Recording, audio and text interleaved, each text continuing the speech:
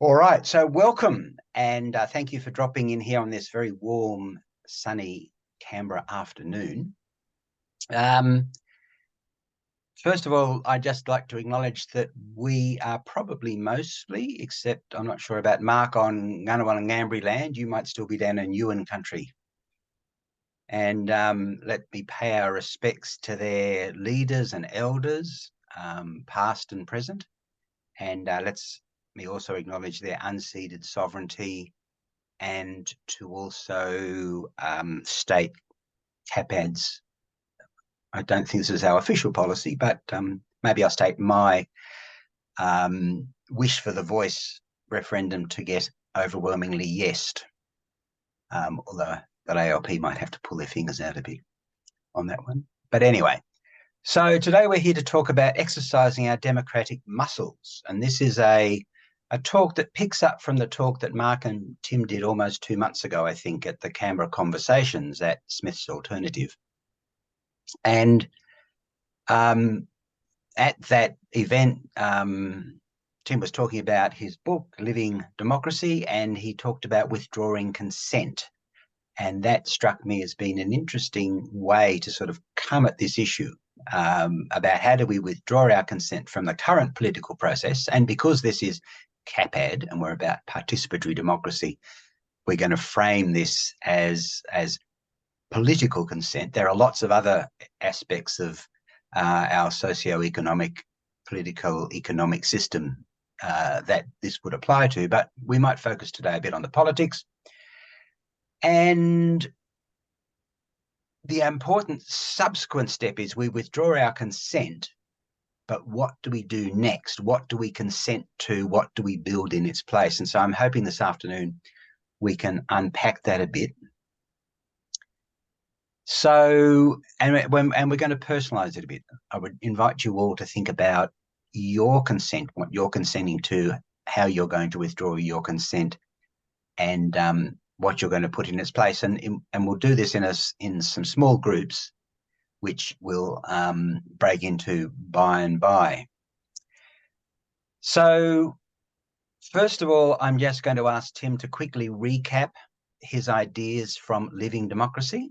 And then I'm going to ask Mark to have a bit of a reflection on this. And then we're going to break into maybe 3 small groups or 2 small groups, depending on how it goes, to have a bit about 20 minutes conversation, unpacking the questions about, how we are going to withdraw our consent from what, and what are we going to do instead. And then we'll come back after that and have a bigger discussion around the ideas that have been generated on that, and then see where it goes after that. So, Tim, would you like to step in, please? Thanks very much, Peter. And thanks, to you and to CAPAD, the CAPAD community, for having me to extend this conversation. I also want to acknowledge that we are on stolen land, land that always was and always will be Aboriginal land, and pay my respects to elders past, present, and those still to come, recognising how much we have to learn about democratic practice, actually, and about survival. And thriving amid crisis from First Nations people.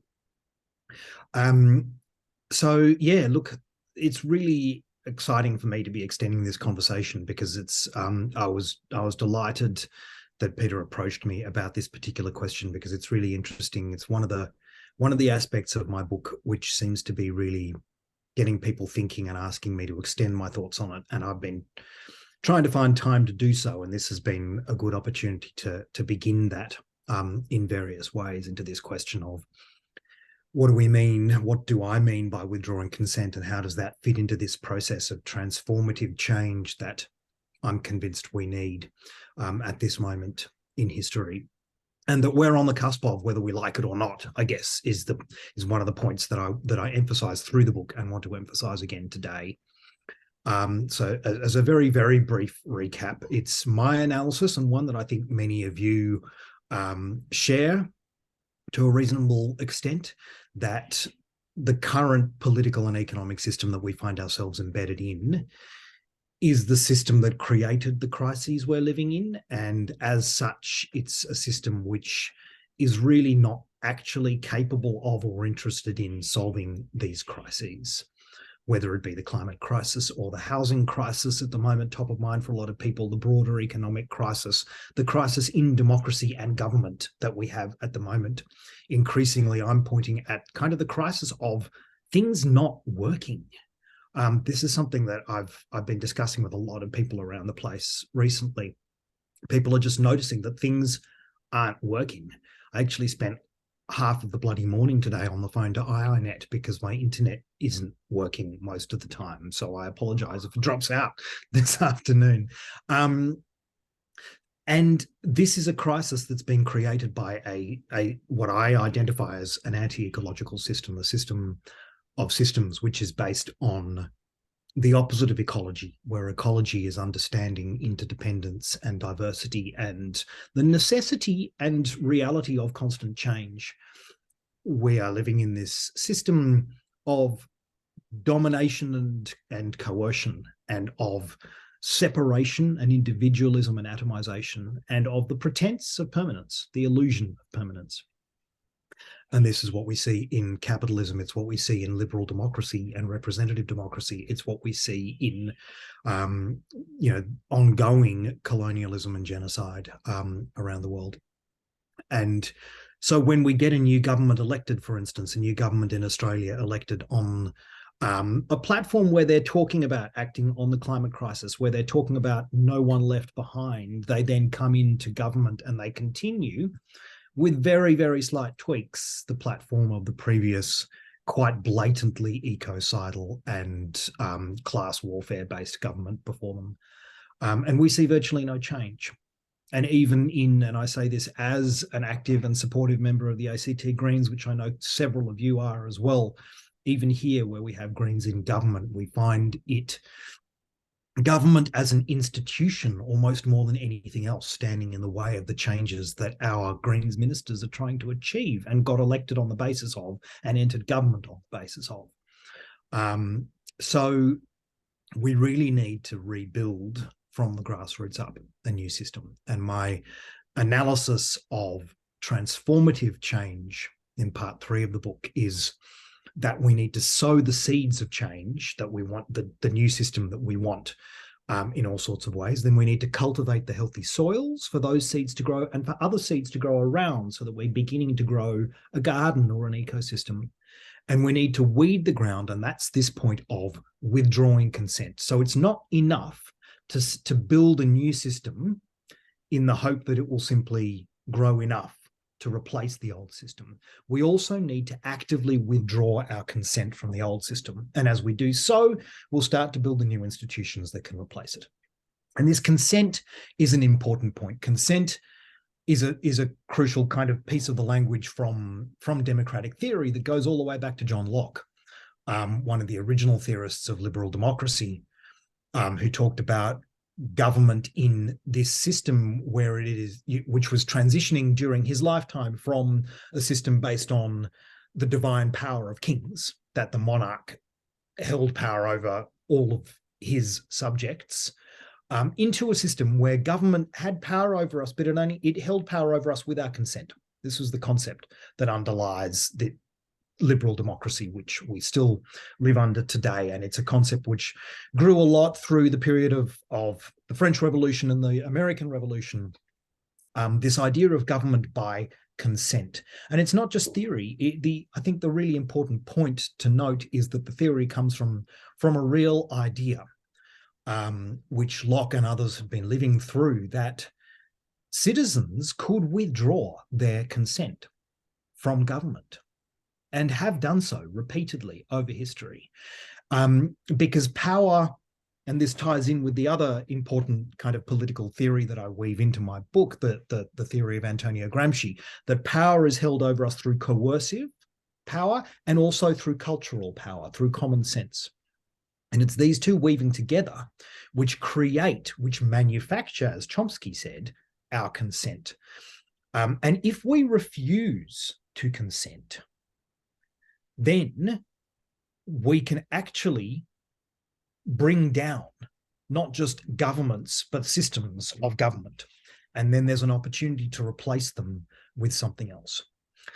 The other reason I really like the word consent and the concept of withdrawing consent is because there's a kind of a trend, I think it might be the best word for it, in terms of people saying, I don't believe in this system, so I'm going to build my own, of buying out effectively. And we've all seen that there's in all sorts of different phenomena, from whether it's tree change and sea change kind of phenomena to communes and intentional communities being built and all of that kind of thing, where people are stepping away from a system that they don't approve of, but they're walking away. Actually, they're simply walking away and leaving it, and that I see as quite a passive process, in fact. Whereas what I believe we need to do is actively withdrawing, very explicitly withdrawing our consent, because consent then can be seen as this active process. And I think it's really useful to think of that very much explicitly in terms of the conversations that we've been having more and more, thank goodness, over the last few years about sexual consent and the importance of understanding that sexual consent is an active process. It's an ongoing process. It's a process that needs to be renewed all the time. And that process of consenting or refusing to give consent or withdrawing our consent during a sexual act is an active choice that we can make at any time. And it's a choice then to do something different. And that's the really important point here that I'd love us to explore this afternoon. What do we mean by this? How does this actually work? And I thought I'd give a couple of examples that we can then play with over the next hour. One really obvious one for me that I talk about in the book, and it's not very political, but I think it's really useful, and then I'll move into the political. I think it's really useful because it's an obvious and easy one to understand, is thinking about the food systems that we see, because this is an area where, well, we've got a number of people here who are involved in that, but we see the tremendous growth of community gardens and urban farming and that kind of thing going on in Canberra as around the world. And I think this is driven by a few things. It's driven by the urge to be connected to the land. It's driven by the urge to be connected to our food and to grow our food, by sustainability drives and all sorts of things like that.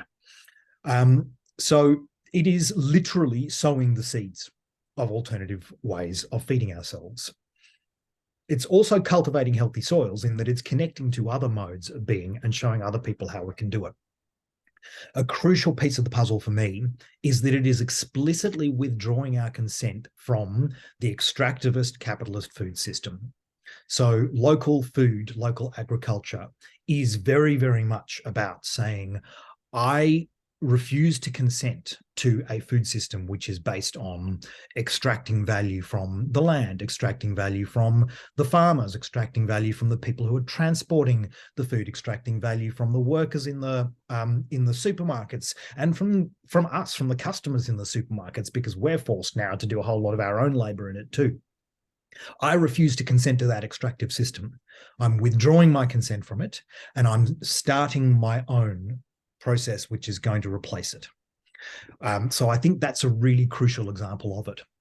But I wanted to dig into how it actually can work in politics in all sorts of different ways too, because I think it's really, really important when we're thinking in terms of political change. This is one of the crucial areas for us to think through. We still, even though most of us are deeply, deeply, deeply cynical about the political system and don't actually believe, don't trust that it will deliver the change that we want and we need to see, we still continue to buttress its power over us by consenting to it time after time after time. And I see this very, very strongly, for instance, in the climate movement. I've been having a lot of conversations with people about how the climate movement is consistently mobilizing communities, mobilizing mass movements of people to come out into the streets or to write letters or whatever, building this community power through this mobilization effort with thousands, tens of thousands, sometimes hundreds of thousands of people, building tremendous alternative power. and then immediately abdicating it. Because what do they do with that power? They ask the decision makers, the power holders, to make the change on our behalf, knowing full well that they're not going to do it. We know they're not. We know that very clearly. They're not going to do it. So we're building power and then immediately abdicating it by consenting to their power over us.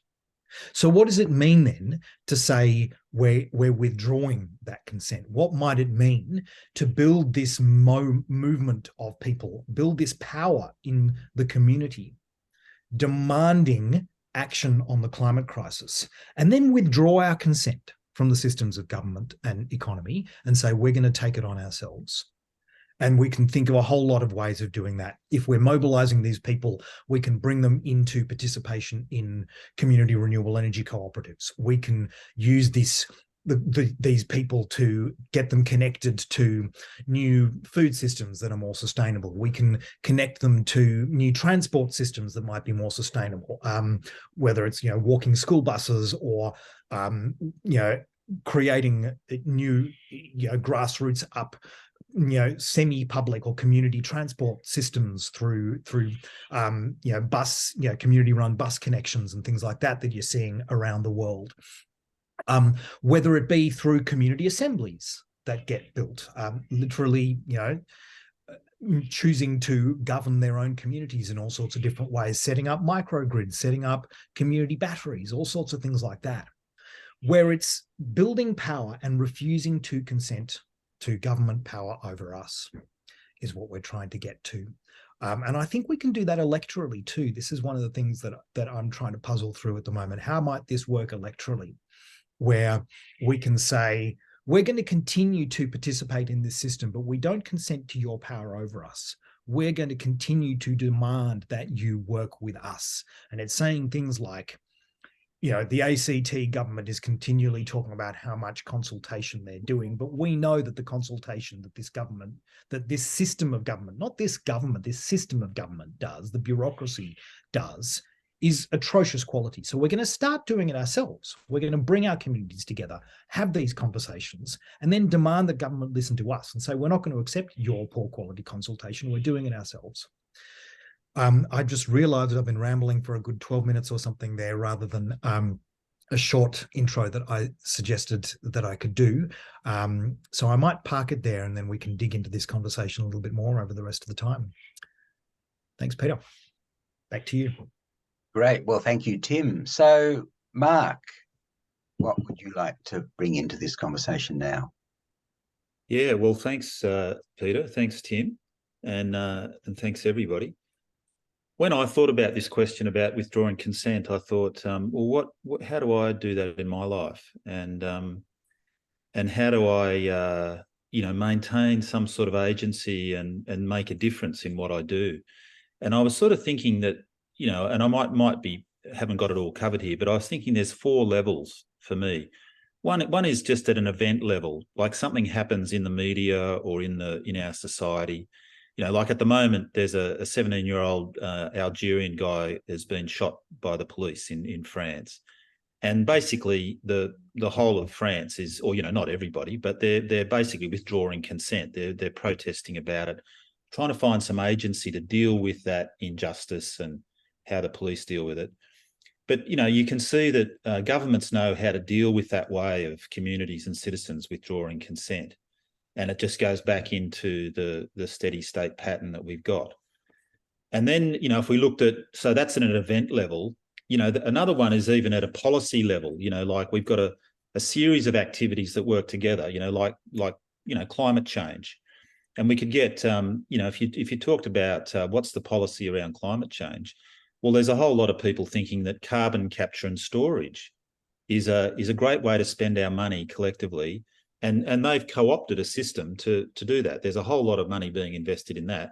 Whereas I would want to withdraw my consent from that and see there's a whole lot of other activities. So even the policies are areas where we can withdraw consent, but where do we go to? How do we have some space where we can work together? And I know for me that whatever I do, I need to be able to do that in cooperating with other people.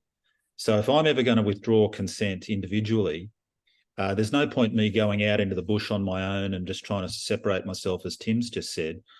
I've got to have the capacity to cooperate with other people who've got different ideas than me, but we all want to withdraw consent from this, what's going on. So there's quite a lot of challenges in that, how we deal with that. And I think that's actually spiritual and self-development work that we have to do while we're transforming systems. We also have to treat each other with compassion and regeneration. And really, it's about love. Even people who you struggle to get on with, you have to learn the social and emotional and spiritual skills to do that in cooperation with other people, because consent withdrawal won't work unless we can do it together. So the next level of where the systems work is political ideology. And, we've got a whole spectrum of, politics, and our media educates us every day. And in fact, really only says they're the only choices that we've got. And most of the time we only hear about the major parties or the extreme views. So those of us who want a middle ground, something that works for everybody, we don't have a lot of political representation or narrative in that area.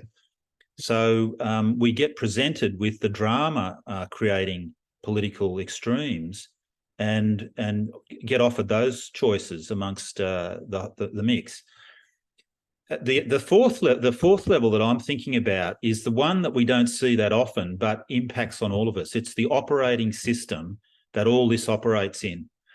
And the way I think that manifests itself, apart from the way we see ourselves on the planet and integrated with nature, is it really manifests in our financial system. And if we withdraw consent at any of those other three levels, the first thing we have to face is, how am I going to feed my kids and house my family and, do all the things that I need in my life, because we haven't challenged the orthodoxy of the financial system. And actually, if you look at how that was developed to be basically colonised and an empire of private ownership of how the financial system works, that's a really interesting area, but a hard area to actually see. How do we create alternative ways of exchanging value with each other outside of that mainstream system? But I do think we need to explore that. And some of us here in this group are exploring ways of doing that. So we're living in some ways, we need to have the language of dealing with these different systems approaches. And one that I heard the other day is, if we just describe the patriarchy, the colonizing, the empire, the way we've evolved as a society in Western civilization, Indigenous people have done this differently because they're close to the land and have a different set of values. But our evolution of Western civilization has done this in a way where the money system goes along with that, and we learn not even to question it. So the institutions that sustain that, the World Bank, the International Monetary Fund, the Federal Reserve in the USA, all the private banking, our Reserve Bank, and all the stuff, all the people in the Reserve Bank does is just change interest rates, it seems.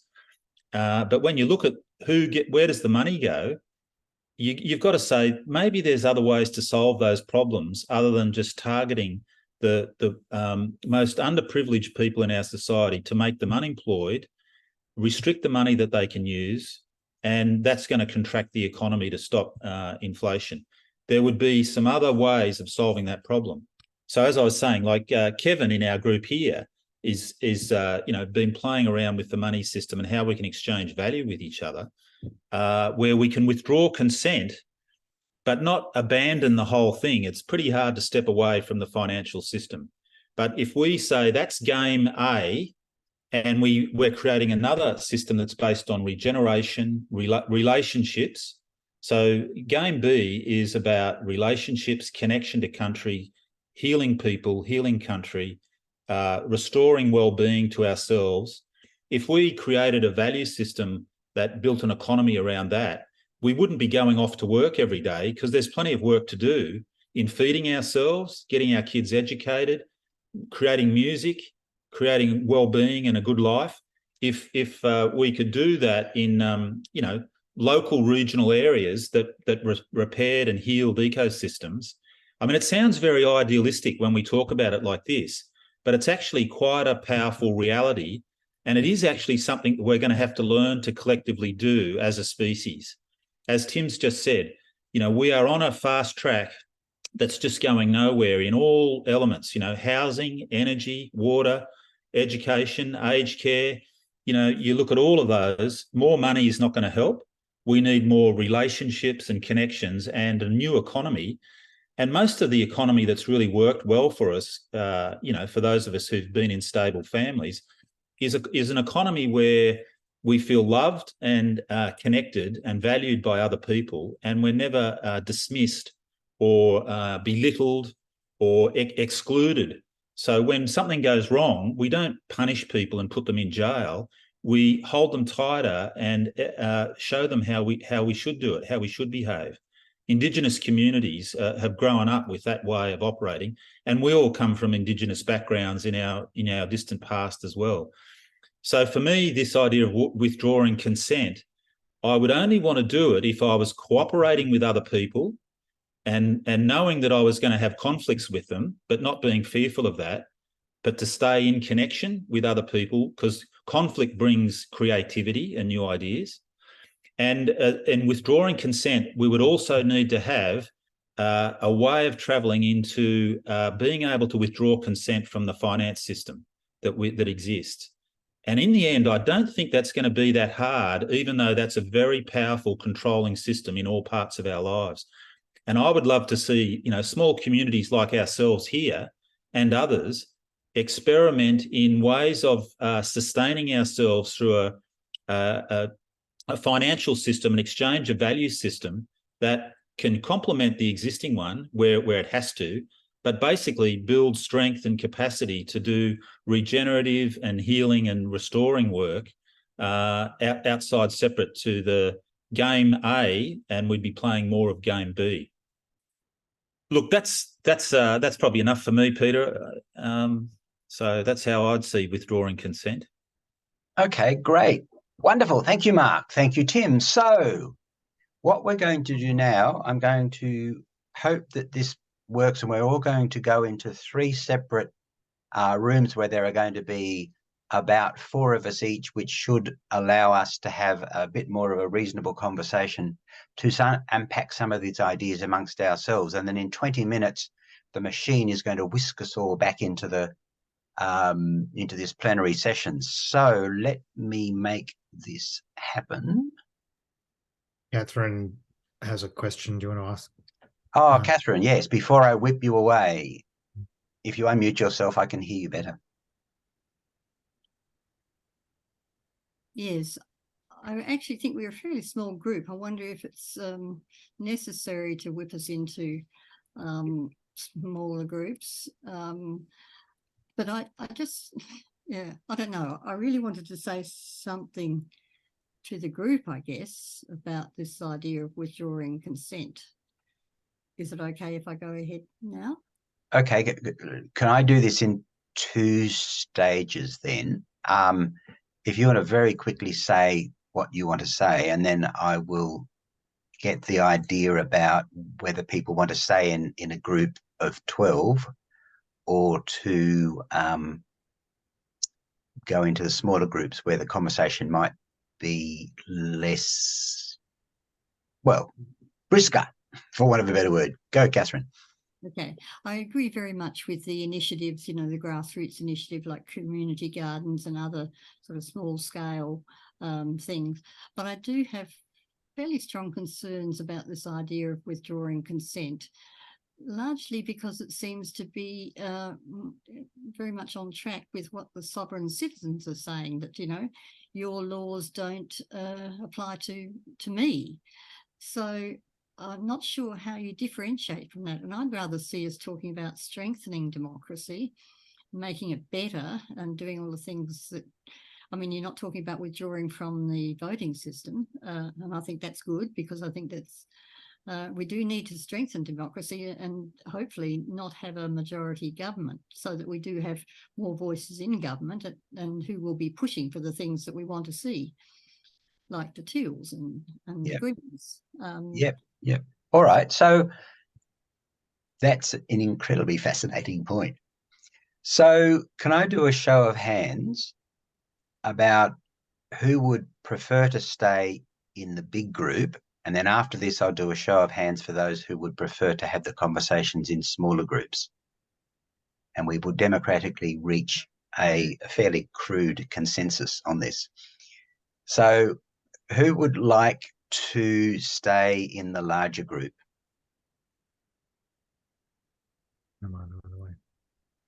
Okay, so that's 3 who want to stay in the larger group, 3 who are sitting on the fence, which means there are 6 who want to go into the smaller group. So no, that's not true, Peter.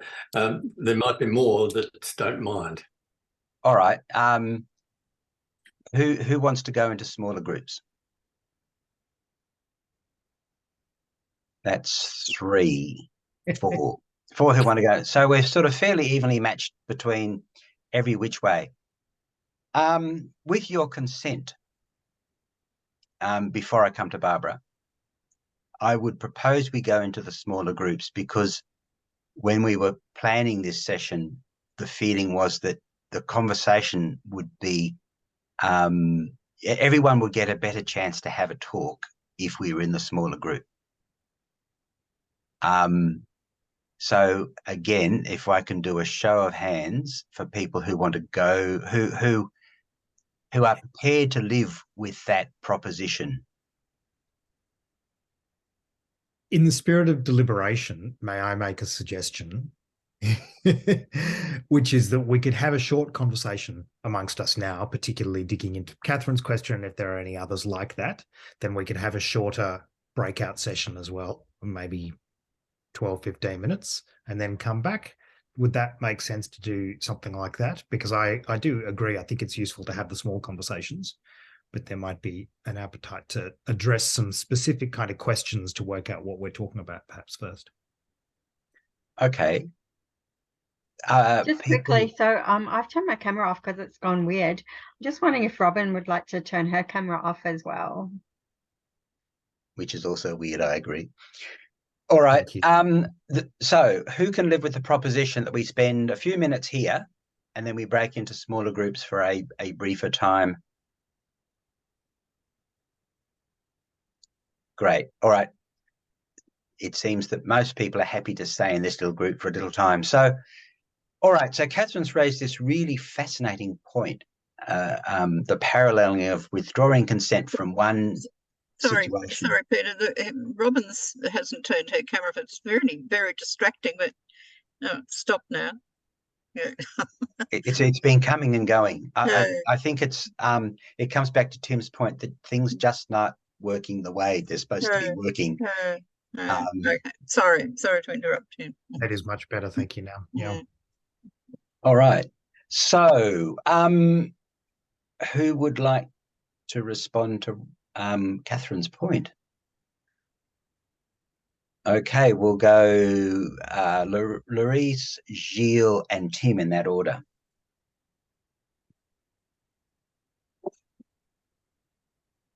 I'm unmuted, so I guess everyone can hear me. Yeah, that's my dilemma, what Catherine has said. I would love to be able to withdraw my consent from this whole fucking disgusting system. But the question is how? And I often think, my God, maybe we need and deserve a complete societal collapse, because then we'd be forced to do that. I mean, we wouldn't be withdrawing, we just have to. Say if we had a massive natural disaster and we all had to rely on each other to help each other eat and all of that sort of thing. And that, I think those things happen in floods and bushfires anyway, where the government lets us down and the community gets together. But as a person who's living on a government benefit, being a single parent for 30 years, and I was a teacher, but didn't amass enough money to own my own home, people like me are vulnerable, because if I decide to withdraw my consent for certain things, like say I refuse to get the next COVID shot when these, and I think shutdowns and whatever will come again. People like me or anyone on a pension, whatever, can be punished by having their money withdrawn. So it already have to have some sort of a really big group that we all already were working together and kind of supporting each other before that happened. So say if we somehow working towards withdrawing consent, not about like making some big declaration to the government, us mob are going to withdraw consent, but start to maybe do it in a more sneaky way and have those things in place first so that we've got some power behind us. Does that make sense to people? Yeah. Okay. Thank you. And also, just if I could encourage brevity, please.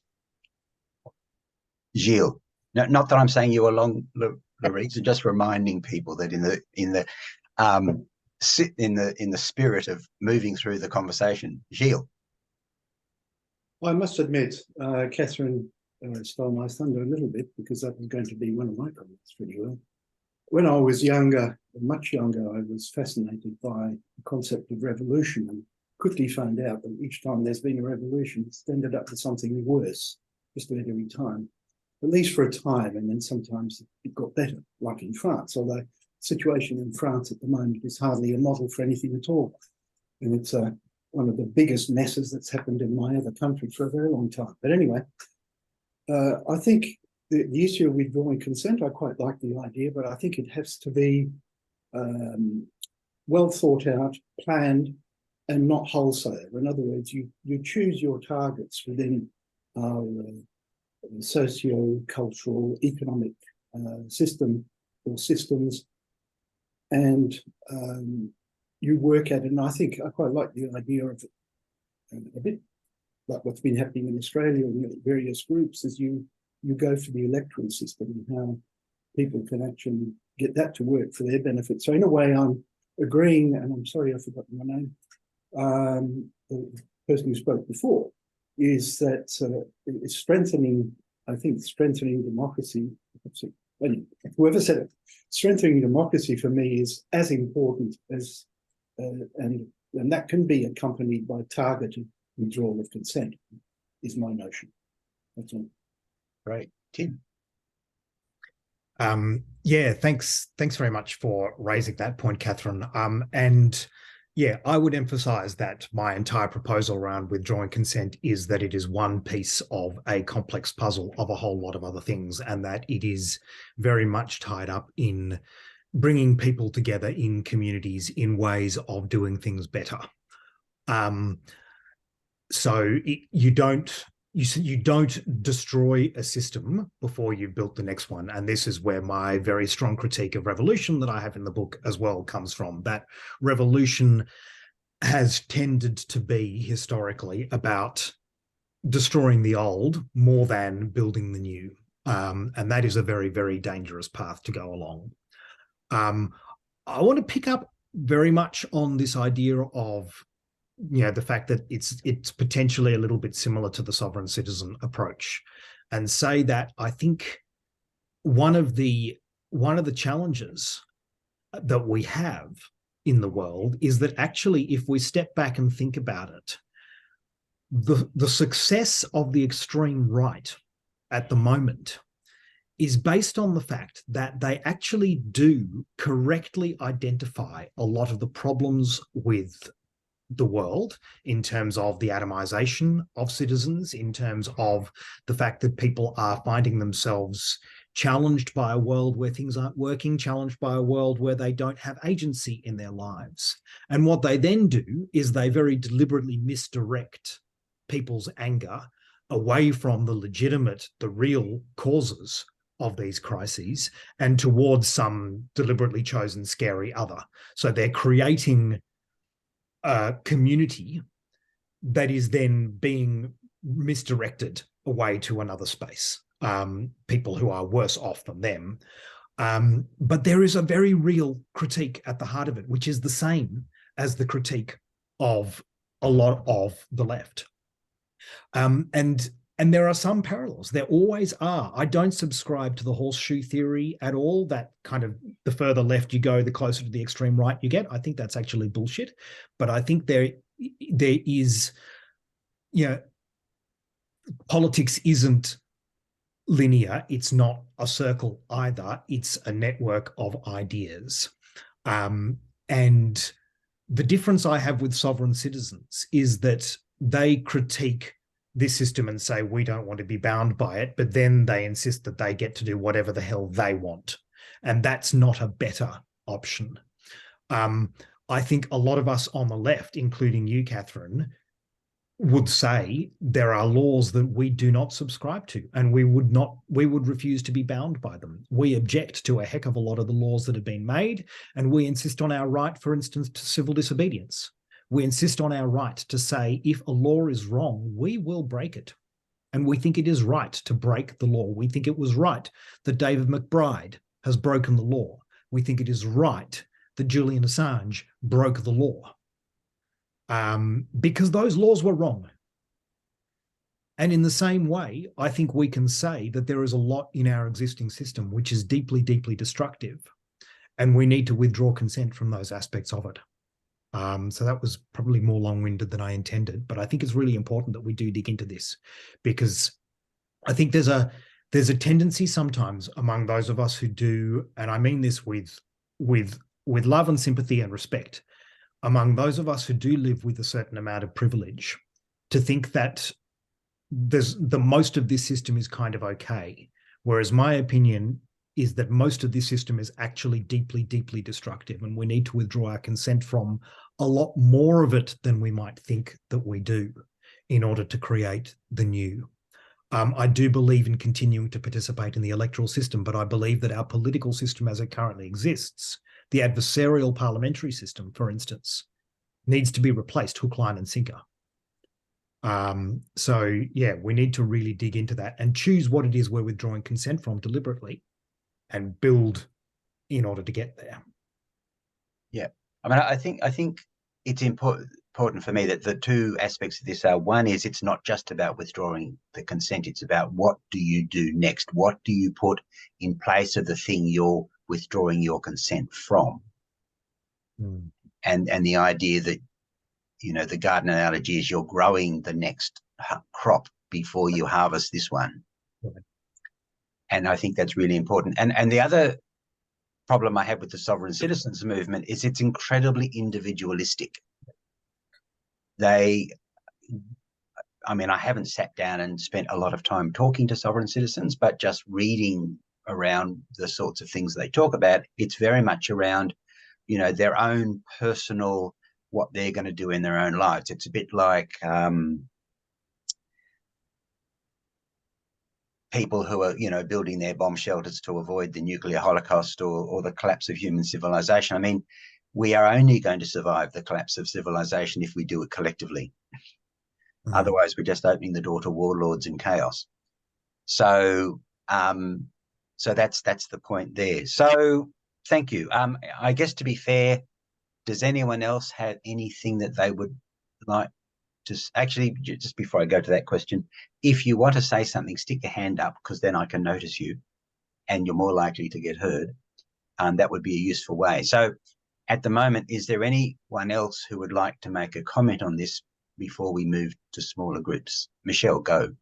So just wanting to note the anti-protest laws in all of this. Yep. Really it's quite frightening. I couldn't hear what you said, Michelle. What was that? I'm just raising the issue of the anti-protest laws that several states have brought in recently. I just didn't hear what you said. Yeah, I mean, I think with one of the things I read this week, and I can't remember where I read it, but they basically say that when your government is actively preventing you from peaceful protest, it means that they're no longer on your side. It's quite scary. Yeah. Barb, then Kevin. Yeah, just quickly, it's really more a question from me. Tim, what do you see as the difference between withdrawing consent to something, particularly like a law that you think it's wrong, but when you're trying to actually bring in new laws, so that, like, to use the women's movement as an example, from the 1970s, there was a whole movement then to make, what really did come down to new laws about equal pay and, abortion rights and all, the whole full spectrum. So, I mean, they had to be brought in as new legislation in Parliament, as new regulations. So, I just wondered how you see that difference, that's all. You don't have to answer that. Just, if I can just briefly, I think the two go together very strongly. If you think about abortion, for instance, we got abortion legalized, and in fact, in many places it still isn't. But the practice changed before the law changed. And this is in every case where abortion has been legalized, it was legalized because people broke the law over and over and over again, more and more deliberately and more publicly, explicitly saying, we refuse to be bound by this law because it is wrong. That's how the law changed. Yeah, well, I mean, that's very close movements, so many movements have come from that, involvement by a lot of people who are directly affected by something. Right. And I think it's really interesting, if I may just briefly, in the context at the moment of these proposed laws to ban swastikas, for instance, and ban Nazi salutes. And I say this as a Jew and the grandchild of Holocaust survivors. I think that's stupid, because what it is it's using the law in a way which will not work. It's simply introducing a law where what we need is social change. What we need is work to de-radicalize these people, to bring them back into a community of love and compassion. Simply banning the use of these symbols will actually make the matter worse, in my opinion. So yeah, we think that the law can fix these problems. My very strong belief is that the law, when it is used in this way, usually makes the problems worse. Yeah, I'm a lawyer. Yeah.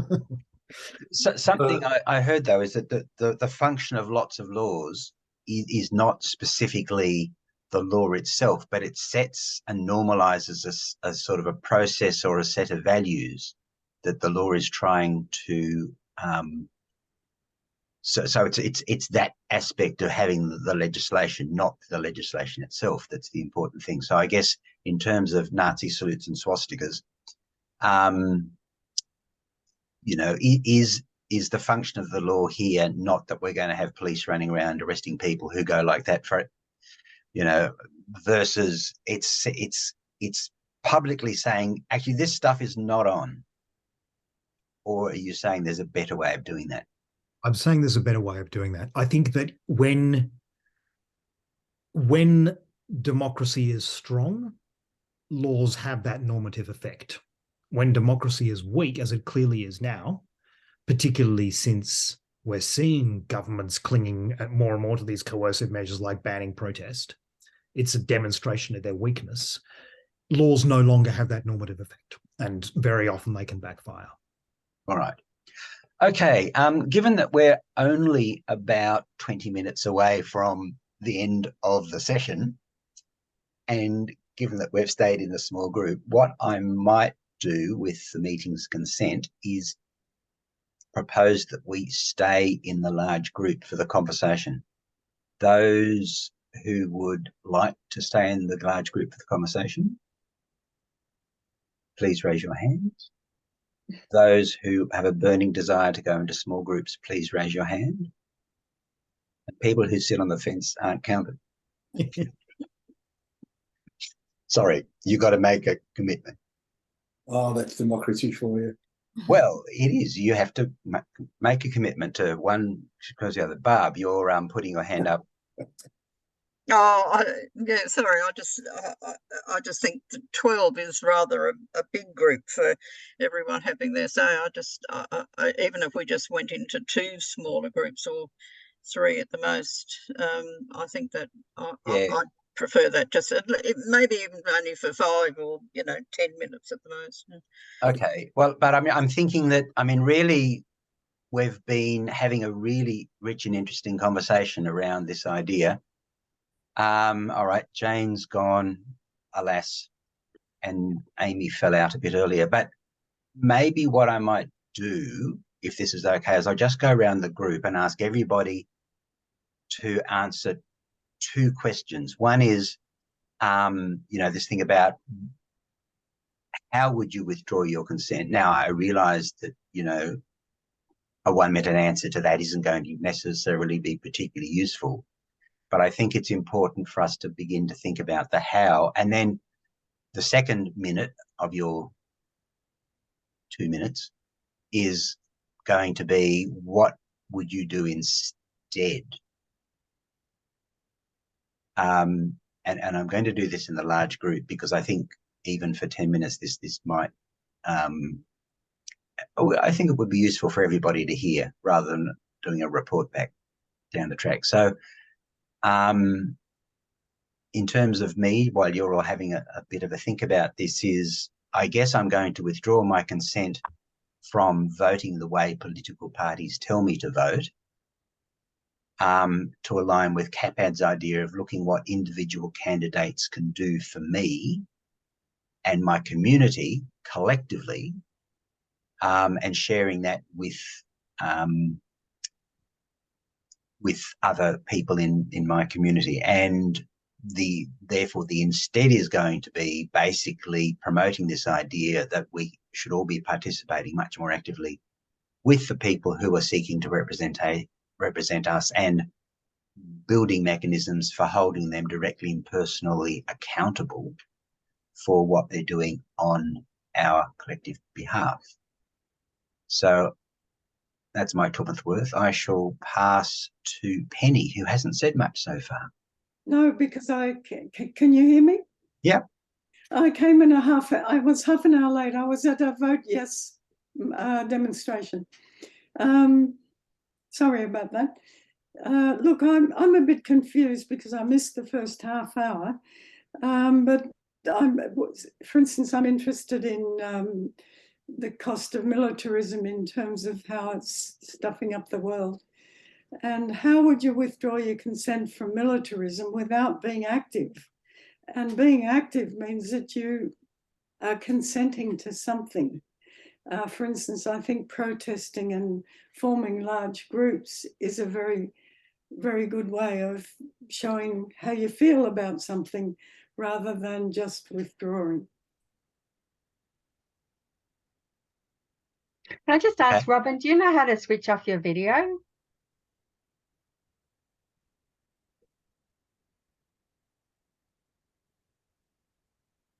Can you switch it off, Peter? Robin, I think Robin can. Robin?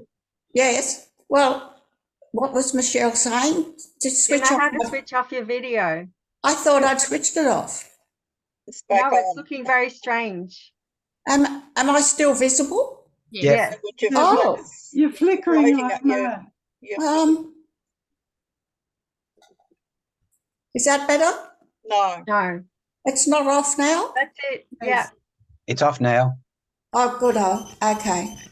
Right. Cool. All right. Michelle. How would I withdraw consent and what will I do instead? Yeah. I really don't know. I seriously don't know. I depend on food and shelter and energy, and I don't know how to withdraw my consent. That's a perfectly reasonable answer. I mean, it's a challenge because when you're embedded in a system, you are embedded in the system. Robin. Well, I have to say much the same as Michelle because, I mean, I've always voted for what people are like and what they say they will do rather than for parties. And the system just doesn't seem to give you the flexibility you need. Right. Kevin. I'd just like to make a comment, first of all, about the sovereign citizens. Sovereign citizens, the result of the current system. I mean, they're the end result of continuing on what we've currently got. not what we want. They're the exact opposite end of what it is. It's the individualization and the lack of community is what they're about. So they're what we will get if we continue along the current method, if we last that long. Withdrawing consent, no, I won't withdraw consent until I've got somewhere else to go. It's very much like what Mark was saying. We have to build up places where we can go. We can't opt out of the current system because we can't work on our own. We have to work with others. And that's what I'm working on. And I'm using solutions, if you like, as to how you do things. And if you look at evolving systems, the way in which you evolve a system is you take a small part and you change that part, and that can often give very large results.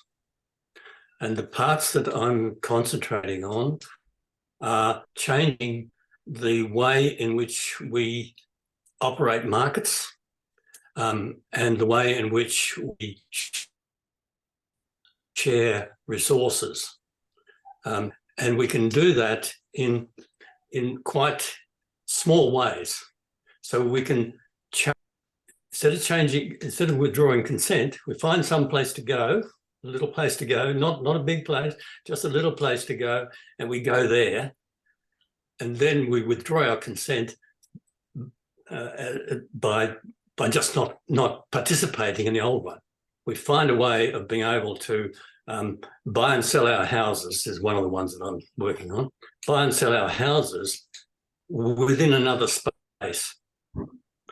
And the interesting thing about all of this is that this approach leads to localization, which actually leads to much lower costs. So I'm really very optimistic, because we can do this withdrawing consent by finding another place to go, and do it incrementally, sort of one product or one service at a time. We don't have to do it all in one big go, and we don't have to do it everywhere in order for it to work. You just do it in one little place, and if it works in one place, then other people will follow if it's cheaper. Okay, so I mean, in a way, our place would be the ACT, and so. Oh, less than that, the place might be my street. It might be. All right. Larice. Do you mind if I just pop in just briefly in here, because I think I possibly didn't do the introduction as well as I meant, because this is precisely what I meant. I in no way ever suggest that we should withdraw our consent before we've got the next thing to do. And in fact, exactly what I articulate in my book, and I probably didn't do it well enough at the beginning, is that the process of withdrawing consent is the process of building the new. So that's why I used the example of the garden, for example, urban farming. You're withdrawing your consent from the capitalist food system, not by saying, I'm not going to eat, because nobody's going to do that. That's stupid. You're withdrawing your consent from the capitalist food system by building a new one. That's what you're doing. Another example is the buy nothing groups. You're withdrawing your consent from the consumerist, productivist, capitalist market that says you need to buy new shit all the time by saying, I don't want to do that. I'm going to swap and share with people. Or repair cafes. Repair cafes are about extending the life of things that we use and building community, doing it together, as an explicit choice to withdraw consent from the consumerist system that says just chuck it out and buy a new one.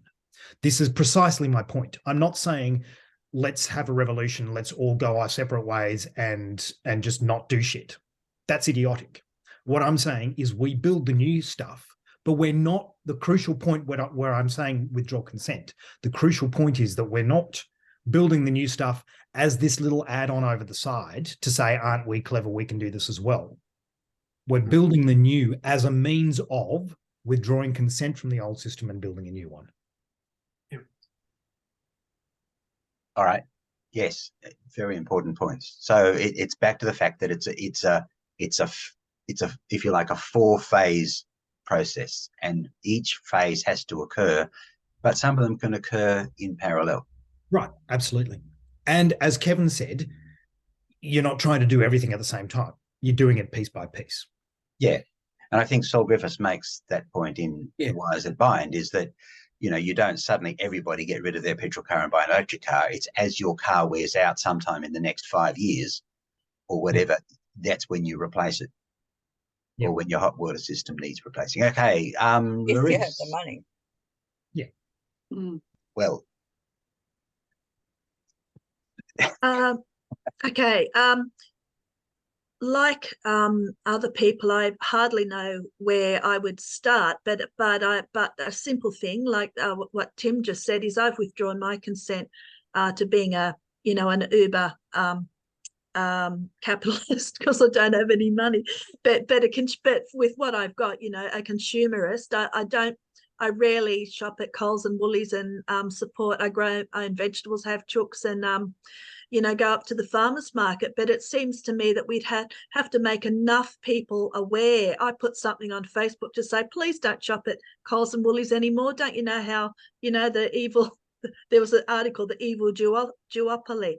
And I guess if we had a mass of people, we'd have to have enough to start withdrawing from those sort of systems that exploit their workers, and the profits go out of our own country. That would be one simple way to start. The other one would be to get in a commune together and run for the hills, but that's not very practical. Yeah. It's good points. Good points. Sheil.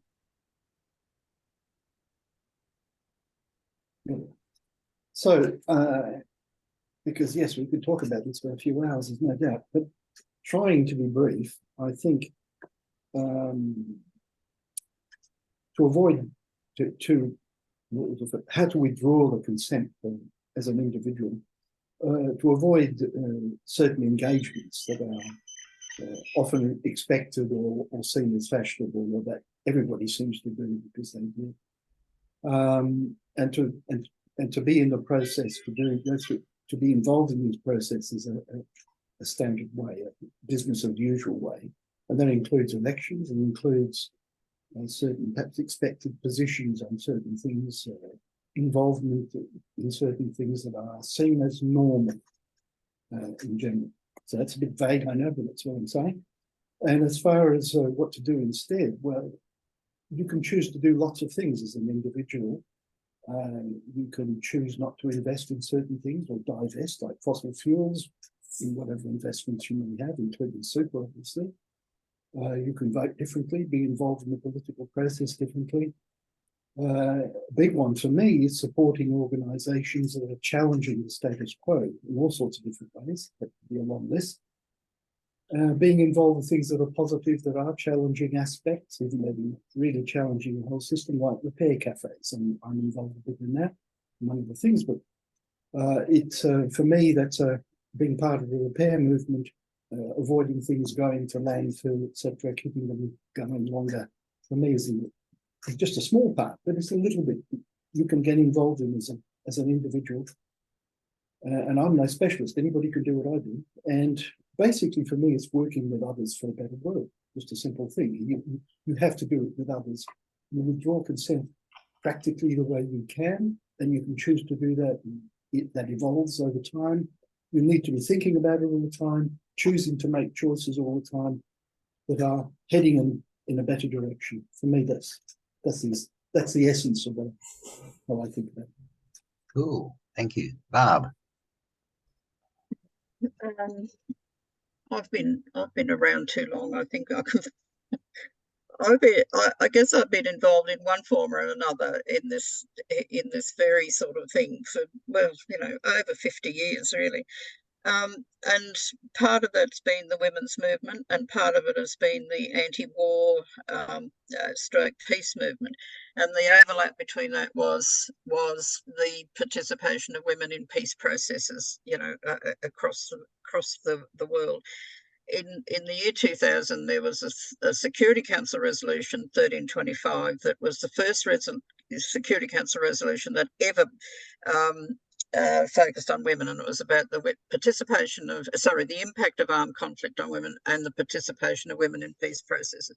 And the point wasn't just to have women participating on an equal, in equal numbers, but to ensure that what you had was a better agreement, peace agreement, and a better post-conflict programs that made the country or the community, whatever was involved, better than it was before the conflict started, so that you were replacing a bad situation with a better situation, not going back to what the old situation was.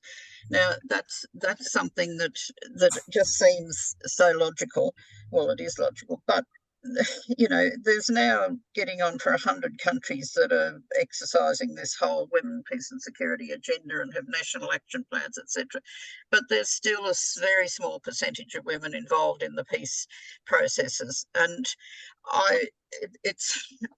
this is where, I come back to saying, how do we withdraw our consent, or how do we change and get better processes in place?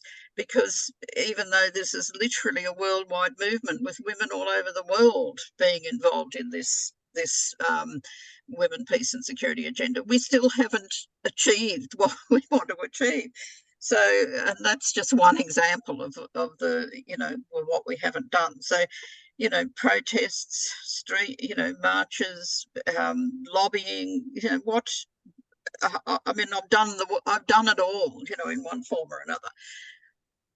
It's still, and in fact, the world actually seems to be regressing. We've got more threats of warfare going on now than we did have even during the Cold War. There's more threats of nuclear warfare. There's new threats. The threats of war between USA and China, etc. I mean, it's just. I don't know whether we should all just keep plugging along doing more of what we've done, but it seems like that's not achieving what we want to achieve. So I'm looking for miraculous ideas, Tim.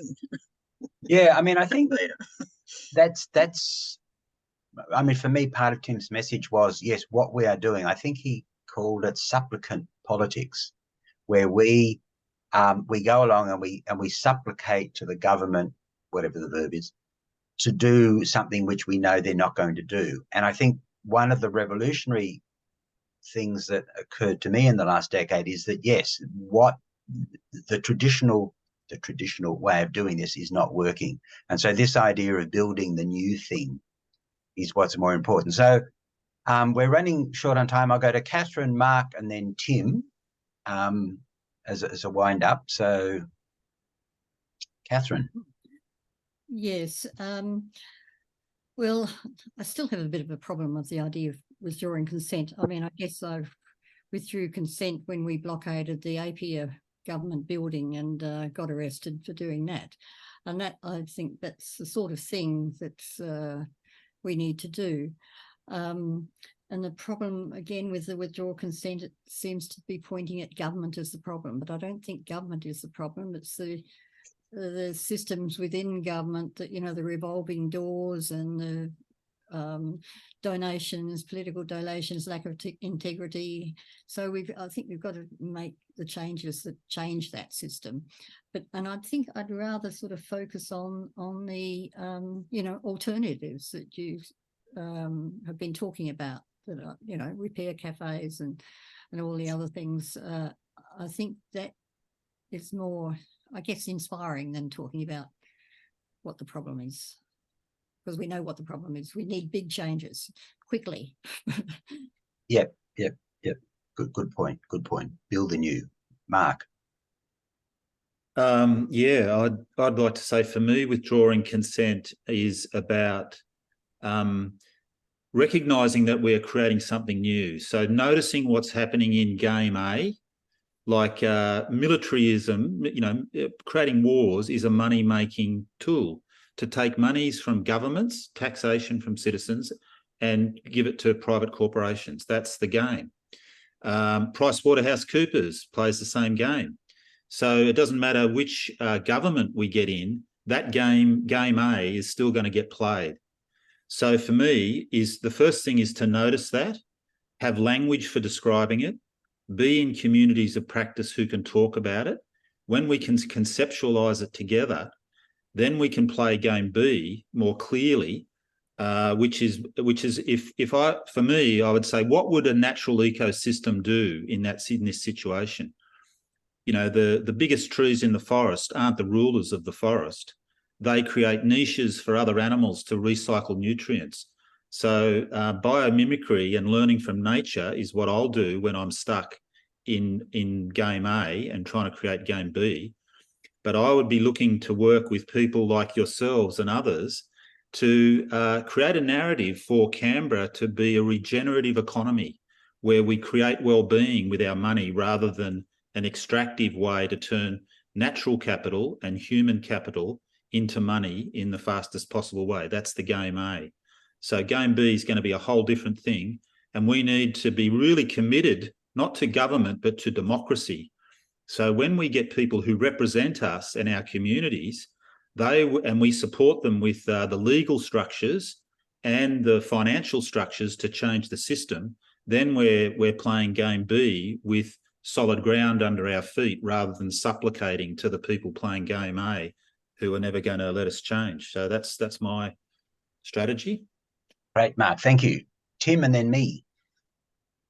Yeah, look, thank you so much for this conversation. I think there's just so much more that we need to talk about around this issue, and I think it's fascinating that what we've come to, because of the people who are in this room, this virtual room, in fact, is that we've landed on noting that peace and militarism is something which is extraordinarily hard. Militarism is something that is extraordinarily hard for us to withdraw our consent from, in the absence of, for instance, conscription, where it's very, very clear how withdrawing your consent is part of the picture. But I don't think that's at play or likely to be at play for us here in Australia in the near future, although it is in Russia, and there are millions. I heard at the Global Greens, there's 250,000 young Russian men currently in Mongolia who have withdrawn their consent from that.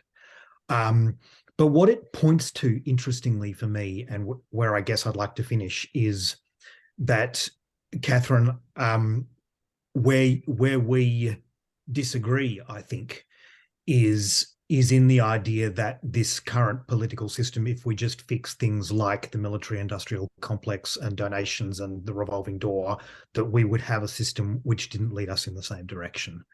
My very firm view is that the donations and the revolving door are a symptom and not a cause. And this is where it's in fact very much in the space of peace as well as climate as huge global issues, where I have come to the conclusion that our entire system that we like to think of as democracy is fundamentally flawed at its core. The global system of states, the Westphalian state system, is a system that was designed because of war, and it was designed for war, and it has been designed in such a way that war will constantly be a threat to us as long as it exists. And so this is where I come to my conclusion that, in fact, it's not simply about tweaks around the edges and changing some of the practices within this system. I believe we fundamentally need, over time, to be constructing a new geopolitics, a geopolitics of confederalized community, grassroots up democratic systems, because that is the only way we'll get to a global community that can have peace. And that means that we need to build these systems. We need to build these new democratic ways of being and use those to withdraw consent from a governing system which is designed around war. So that's very much where I've come to, and I'd love to continue this conversation specifically in that situation of that question of peace. And it comes to the speech that I made at the IPAN conference late last year, where I was asked to speak about climate and peace. I do not see that it is feasible to tackle either of those issues while we're living within a system which is designed around domination, coercion, separation, exclusion, individualism. We need to change that system at its core. Absolutely. All right. On that note, given it's now 3:20 and I don't want to keep you from the beautiful sunny day, or as somebody said, we could stay here and talk for hours, but I think we need to be a little bit disciplined. But taking Tim's point then, that we've entered into the conversation, and it sounds like there's a lot more conversation to be had around this. Is there appetite to pick this conversation up in maybe about 4 weeks' time and do it more when we've had a chance to reflect and think through? And so I'm getting lots of nods. All right. Clarification needed here. Sorry? Much clarification is needed, I suspect. All right. I will undertake then for CAPAD to organise something towards the end of August on a Sunday afternoon. So let me just look at my. Please avoid the last weekend, the last Sunday of the month. All right. Well, on the 20th of August, sorry, the 20th of August, my nominal aphasia gets me again. CAPAD is having an annual general meeting, which I could promise will be fairly brief, like, 20 minutes. After which we could pick up this conversation at about 2:30.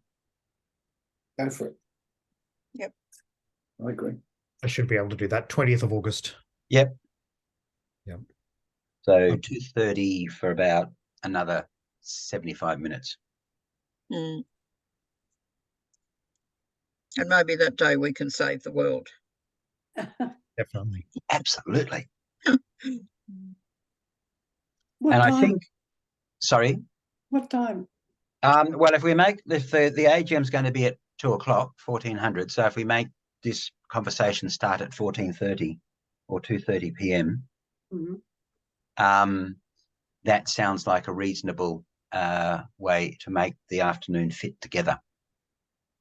So for CAPAD members, it'll be a 2-hour stint. For the rest of us, it'll be a sort of 75 to 90-minute stint. And I guess the question that comes out of the conversation for me is, how do we build the new system? So given that the building of the new system is integral to the stage before withdrawing the consent. And I think we can have a generic conversation around how do we build the new system, which picks up also to some extent from the Changing Cultures or Transforming Cultures series from the Human Ecology Forum from half a decade ago. And I guess there's a bit of a question about, do we want to be more specific around, if we think reasonably local, maybe a bit broader than our streets, although operating at a street level is important. But if we think about political systems, both in the ACT and maybe Australia, because we've got elections coming up for the ACT in 15 months, and in Australia, somewhere around 18 to 20 months, depending on Albo. It might be useful as using the elections as a focus, a loose focus, to begin to think about, okay, what can we build in place to disrupt the outcomes of those elections, but not totally confined to that, because I'm sure people will come up with lots of other ideas as well, that about what we can do together to do that. So that's sort of the proto question. Is anybody totally dissatisfied with that? I don't like the idea of disrupting the outcome of elections. Okay. it's possibly my language. I think campaigning is in and of itself about disrupting the outcome of an election.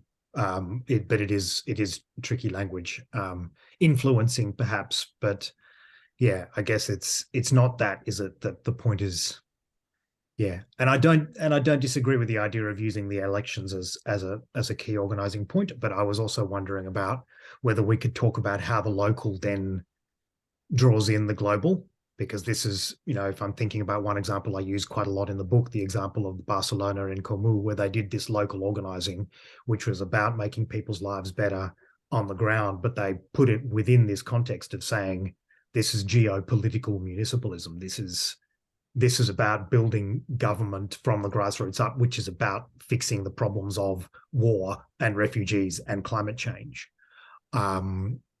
Perhaps we could think about it that way, of how we do the local organising, which changes the world. Also, one brief comment is that disruption has been readily soaked up, like many terms, like sustainability, etc., and used in a different context. So disrupt is perhaps less used. I quite like the old-fashioned term subversion, but in a positive sense. Yep. Cool. All right, Catherine, thank you for coming. I think we all probably have to go. So leaving it there, thank you very much for coming. Let me turn the recording